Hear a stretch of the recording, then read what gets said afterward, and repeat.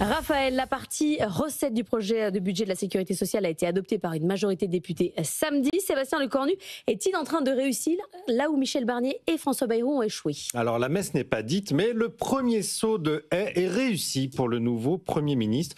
Pour la première fois depuis la dissolution, un texte budgétaire a été voté à l'Assemblée, 149-3. Et si beaucoup estiment qu'il ne s'agit là que d'un répit, le Normand est peut-être bien en passe de gagner.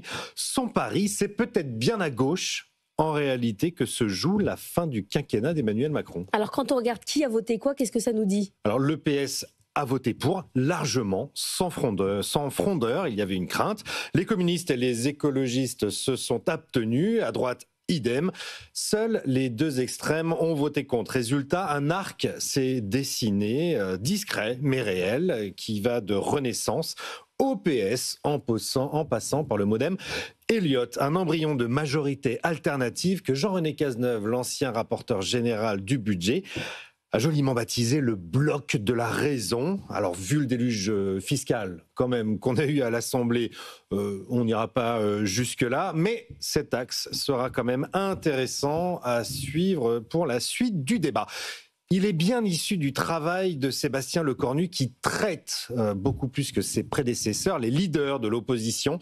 Il les reçoit beaucoup, il les écoute et avec une petite dose de stratégie comme il l'a fait en liant la suspension de la réforme des retraites au vote de la première partie sur le budget de la Sécu, eh ben on voit que pour l'instant, ça tient.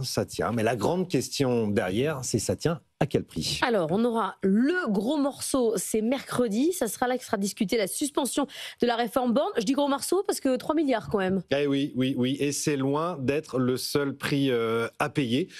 Toutes les économies, c'est bien simple, toutes les économies qui étaient prévues dans la partie de la Sécu, la première partie, ont été retoquées, comme le versement des petites sommes pour les passages chez le dentiste, par exemple, ou pour des soins. Zéro effort, mais toujours plus de taxes. Par contre, avec des hausses importantes, comme l'augmentation de la CSG sur les revenus du patrimoine, les revenus fonciers, les produits de placement, c'est 2,7 milliards d'euros supplémentaires pour financer la suspension de la réforme des retraites. Et quand bien même, avec ces 3 milliards de recettes supplémentaires, eh ben, on a un déficit de la Sécu qui, lui, déjà dérape de 3 milliards de plus. Le déficit devait être de 17,5 milliards. Il est passé à 20,6 milliards d'euros à la fin de l'examen de la première partie, selon le rapporteur général Thibault Bazin. Alors, on pourrait croire que 3 milliards de décalage pour le prix de la stabilité politique, c'est un coût raisonnable.